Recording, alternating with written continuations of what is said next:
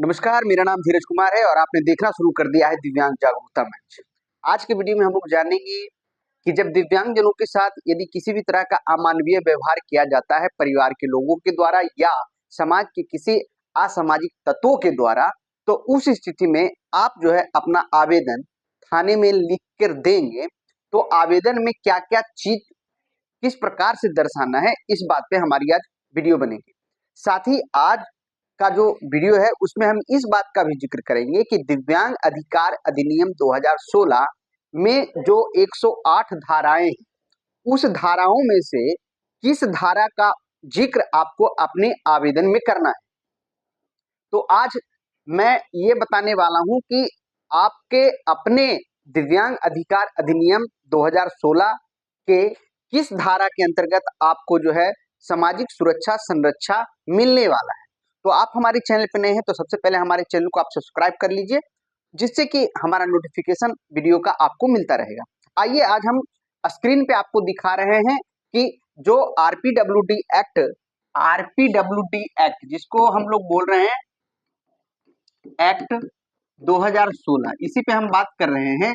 तो इसी में हमने आपको अभी जानकारी दिया कि ये आरपीडब्ल्यूडी एक्ट दिव्यांग अधिकार अधिनियम, इसमें दिव्यांगजनों के लिए 108 धाराओं का धारा बनाया गया एक्ट, जिसको हम लोग क्या बोलेंगे एक्ट। ये एक्ट कानून बनाया गया है, ये हम लोग का अपना अधिकार है, दिव्यांगजनों का अपना कानून है।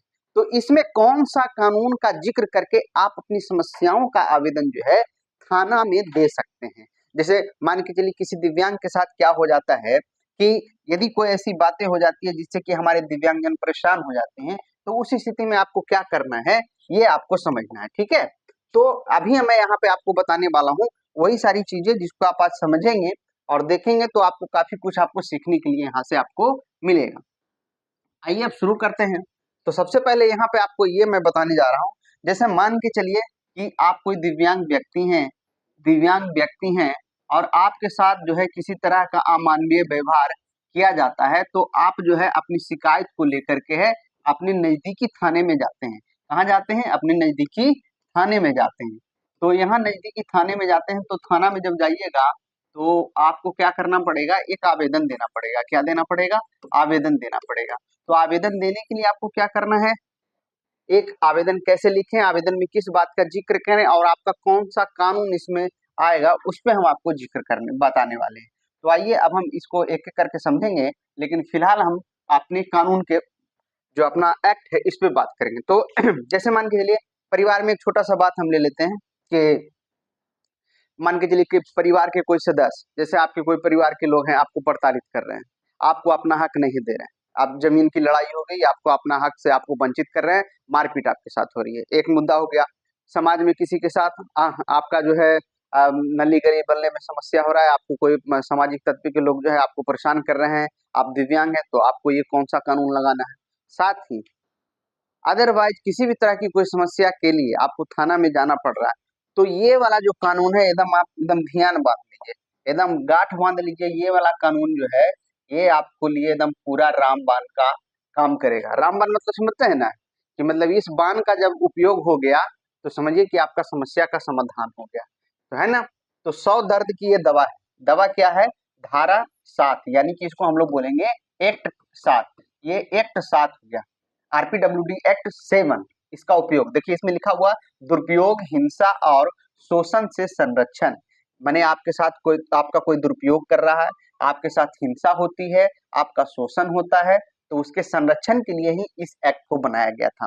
अभी इस एक्ट को जो है हम सबसे पहले समझेंगे कि यह एक्ट कहता क्या है, इसके माध्यम से दिव्यांगजनों को क्या लाभ होने वाला है, क्या फायदा होने वाला है, इन तमाम चीजों के ऊपर हम बात करेंगे।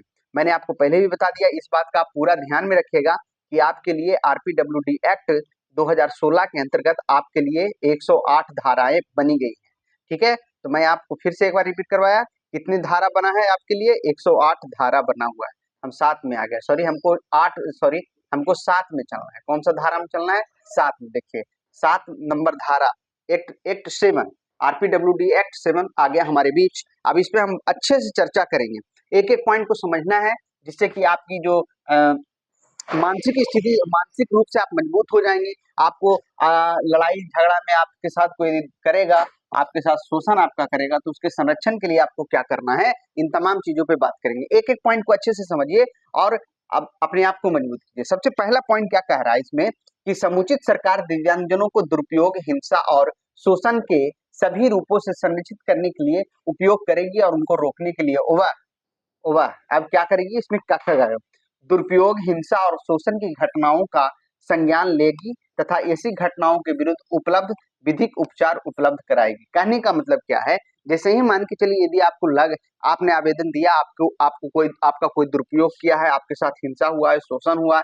इस तरह की घटनाओं को जो है उसके ऊपर जो कार्रवाई होना चाहिए वो कार्रवाई करवाएगा। कौन करवाएगा, तो फिर से एक बार RPWD एक्ट यानी कि दिव्यांग अधिकार अधिनियम का कानून किस पर कार्रवाई करवाएगी, जो आपके साथ हिंसा करता है। खा में आइए, ये तो का पे जा रहा है, खा पे। ऐसी घटनाओं से बचने के लिए उपयोग करेगी और उनकी रिपोर्ट किए जाने के लिए प्रक्रिया विहित करेगी। जैसे मान के चलिए आप कंप्लेन किए तो इस रिपोर्ट को वो है आगे तक ले जाएगी। मतलब कहने का मतलब ये है कि खाली थाना में जैसे आपने दिया, अभी एक छोटा सा घटना हम आपको बताते हैं, इसको आप देख लीजिए। मैं आपको बताता हूँ जिसका फायदा कैसे होगा। एक समय की बात है कि हमारे ही गांव में एक दिव्यांग व्यक्ति के साथ जो है कहें तो एक थाना कहीं आदमी थे, थाना कहीं स्टाफ थे। इनको ये बेचारा ऑटो चलाता था। अब ऑटो चलाता था तो इसको गाड़ी को रोक लिया, बोला कि चलो एक कैदी को लेके चलना है थाना में। बोला ठीक है भाई। तो ये व्यक्ति जो है ये अपना ऑटो पर जो है मैंने लेके गया, कैदी को लेके गया, थाना वाला के साथ लेके गया। अब ये दिन भर बेचारा जो है जेल में रहा, दिन भर सॉरी कोर्ट में रहने के बाद शाम को जब यह कैदी को लेके आया तो ये जो व्यक्ति है थाना के स्टाफ से जो है पैसा मांगा। स्वाभाविक सी बात है कि काम करेगा तो क्या करेगा, पैसा मांगेगा। जब पैसा मांगा तो इससे पैसा मिला नहीं। बोला कि पैसा क्या चीज का, थाना का आदमी से पैसा ले हुए। तो बोला बेचारा दिव्यांग आदमी था, ये कुछ नहीं कर सका, प्रशासन वाला डरा धमका दिया।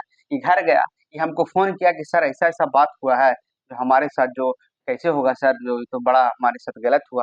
हम बोले कि कोई बात नहीं, हड़बड़ाना नहीं है। उसको हम आवेदन लिखे और आवेदन में यही कानून का जिक्र किए कि उसमें हम लिखे कि दिव्यांग अधिकार अधिनियम धारा 7 का उल्लंघन करते हुए दिव्यांग व्यक्ति के साथ जो है दुर्व्यवहार किया गया और इसका शोषण किया गया। तो ये बात जो है, ये एप्लीकेशन जो है थाना वाला को भेजा। तो ये बात चल गया मीडिया में, मीडिया वाला दरोगा बाबू से बात किया, बोला कि नहीं ऐसा हुआ है तो गलत हुआ है। बड़ा बाबू बेचारे बुलाई इस दिव्यांग व्यक्ति को और थाना स्टाफ जो है इसके सामने माफी मांगा और जो है पूरा बाजाबते पैसा उसा इसको दिया गया, एक दिन का मजदूरी मिला। तो कहने का मतलब कानूनी रूप से आप यदि मजबूत हैं तो आपको जो है पक्का जो है आपको सहयोग मिलेगा। आप अपने कानून का भरपूर उपयोग कीजिए। आगे बढ़ते हैं। ऐसी घटनाओं के पीड़ितों का बचाव, संरक्षण और पुनर्वास करने के लिए उपयोगी करेगी। कहने का मतलब क्या, कोई ऐसा घटना हुआ तो जो पीड़ित का बचाव करेगा, उसका संरक्षण करेगा और पुनर्वास मतलब होता है कि उसको संरक्षण के साथ साथ उसको सही जगह पे पहुंचाएगा जहां से उसका देख रेख खाना पीना सबका व्यवस्था हो सके। ध्यान नंबर की बात करें, जागृति पैदा करेगी तथा जनता को सूचनाएं उपलब्ध करवाएगी। ये कानून अब आगे आते हैं। इसमें क्या बताया गया है, इसमें बताया जा रहा है कि ऐसा कोई व्यक्ति या रजिस्ट्री की संगठन जिसके पास यह विश्वास करने का कारण है दुरुपयोग, हिंसा, शोषण का कोई कृत्य किसी दिव्यांगजन के विरुद्ध हुआ है या हो रहा है, उसके किए जाने की संभावना है, तो वह ऐसी कार्यपालक मजिस्ट्रेट को जिसकी अधिकारता की स्थानीय सीमाओं के भीतर घटनाएं होती है उसके बारे में सूचना दे सकेगा। कहने का मतलब है यह जो मामला है आगे फिर कहां तक पहुंच जाएगा, कोर्ट तक पहुंच जाएगा यदि ऐसा कुछ होता है दिव्यांगजनों के साथ। तो अब देखिए, फिर अब आगे बढ़ते हैं। एक एक पॉइंट को समझना है। मैं बार बार कह रहा हूं कि आपको अपना कानून जानना चाहिए। जब तक आप अपना कानून नहीं जानिएगा तब तक जो है आप आगे नहीं बढ़िएगा। उसके बाद वही चीज था इसी में क्या है कि यथा स्थिति पुलिस या दिव्यांगजनों के लिए कार्य कर रहे किसी संगठन को ऐसे व्यक्ति की यथा स्थिति सुरक्षित अभिरक्षा या उनके पुनर्वास या दोनों की व्यवस्था करने के लिए प्राधिकृत करते हुए ऐसे कार्य से पीड़ित व्यक्ति का बचाव करेगी। मतलब कोई व्यक्ति जो है दिव्यांगजन है जिसको जो है पुलिस से या कोई ऐसा संगठन जो है उसके साथ, एक संगठन में भी बहुत सारे दिव्यांग लोग होते हैं, होता है एक दिव्यांग, कोई दिव्यांग का संगठन खोल रखा है और वही दिव्यांग से क्या कर रहा है, भ्रष्टाचार कर रहा है, साइकिल के नाम पर पैसा उठा लिया, पेंशन बनवाने के नाम पर पैसा उठा लिया, कॉलोनी के नाम पर पैसा उठा लेता है, तो उस स्थिति में उस संगठन पर भी कार्रवाई करेगी। ऐसी ऐसे कार्य के लिए पीड़ित का बचाव करेगी, साथ साथ उस पर क्या करेगी, कार्रवाई भी करेगी। अगला कहता है यदि ऐसा व्यक्ति ऐसी वांछा करे तो दिव्यांगजन के लिए संरक्षित अभिरक्षा उपलब्ध कराएगी। कौन? कानून करेगा, कानून जो है आपको सुरक्षा प्रदान कराएगा। तो ये सारा चीज जो है आपको कौन सी कानून आपको देगा। उसके बाद फिर यहाँ पर देखिएगा तो यहाँ पर बताया जा रहा है कि यहाँ पर गा में देखिए, गा में कह रहा है ऐसे दिव्यांगजनों को भरण पोषण उपलब्ध संबंधित कोई आदेश भी है। कहने का मतलब है जैसे मान के चलिए आप पर कोई गलत रूप से इल्जाम लगा दिया जाएगा, आप पर कोई कार्रवाई कर दिया जाएगा, तो आपका आय बंद हो गया, आपका आय बंद हो जाएगा। तो आय जब बंद हो गया तो आपका परिवार का जो है खर्चा खुराकी कौन देगा? तो वो जो पैसा बेर करेगा वो सरकार करेगा। कौन करेगा? सरकार करेगा। लेकिन हाँ, उसके लिए जो है पूरा नियम कानून को आपको जानना पड़ेगा कि कैसे वो चीज होगा, है ना, तब ना होगा। तो आइए अब यहाँ पे देखते हैं डी नंबर, कोई पुलिस अधिकारी दिव्यांगजन के दुरुपयोग, हिंसा या अत्याचार की कोई शिकायत प्राप्त करता है या अन्यथा जानकारी प्राप्त करता है तो व्यथित व्यक्ति को निम्नलिखित की जानकारी देगा।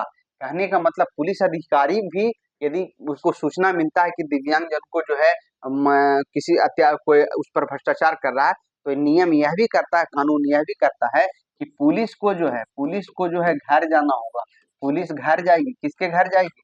दिव्यांग के घर जाएगी। किस लिए? एफआईआर दर्ज करने के लिए। क्या करने के लिए जाएगी?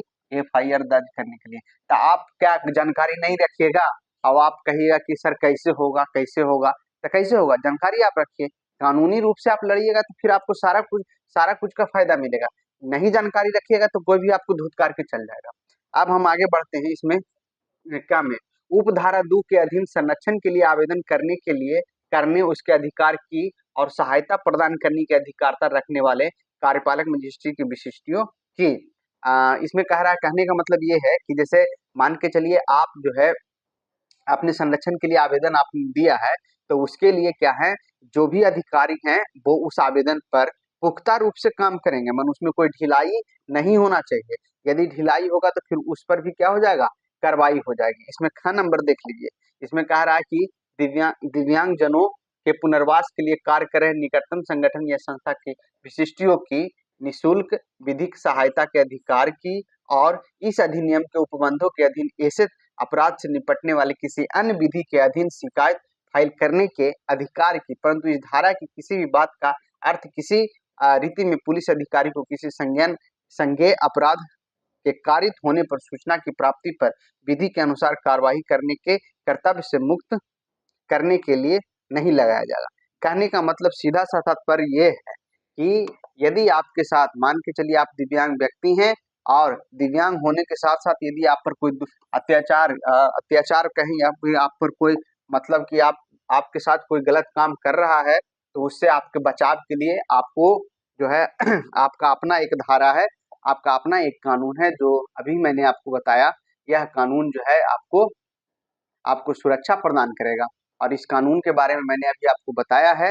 ये आपका अपना कानून है जिसके माध्यम से आप जो है अपनी शिकायत को दर्ज कर सकते हैं, अपने आवेदन में इस बात को जिक्र करेंगे। ठीक है, आगे इसके बावजूद भी आपके साथ यदि किसी तरह की कोई समस्या होती है तो आप हमसे संपर्क करेंगे। मैं आपको आवेदन का भी तरीका बताऊंगा, तो आप कमेंट करके बता दीजिए कि यदि आवेदन भी हम आपको लिख कर दिखा दें एक बार। आज के वीडियो में काफी लंबा हो गया है, तो यदि आवेदन भी आप कहिएगा तो मैं आवेदन भी लिख के आपको फॉरवर्ड करूंगा या फिर वीडियो के माध्यम से मैं आपको समझाने का प्रयास करूंगा। तो उम्मीद है कि ये आपका RPWD एक्ट सेक्शन 7 जो कि आपके लिए काफी इंपॉर्टेंट है, आपको जानकारी इसके बारे में हो गई होगी। इसके बावजूद भी यदि किसी तरह की कोई परेशानी होगी आप हमें बेहिचक कॉल करेंगे और हम आपकी समस्याओं को समाधान के लिए हम लोग आगे बढ़ेंगे। आज के वीडियो में इतना ही, फिर मिलते हैं नेक्स्ट वीडियो में, तब तक के लिए धन्यवाद।